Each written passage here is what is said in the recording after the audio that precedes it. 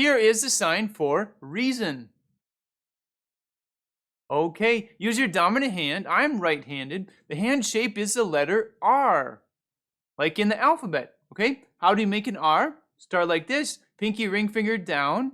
Now we're going to cross the index finger in front of the middle finger and take the thumb and put it on top of the ring finger. Okay, kind of like, I hope it happens, right? That's an R hand shape. Okay, so once again, R. Now we're going to take the R, we're going to turn it in so the palm's facing towards us, and the tips of the middle finger and the index finger, put them about here off to the side of your forehead, not touching, just out there, and do 2 small circles. Reason. Reason. From the side.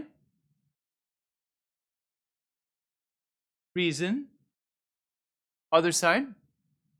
Reason. From the front again. Okay, starting from the rest position, sign with me. Let's do it 3 times. Reason. Reason.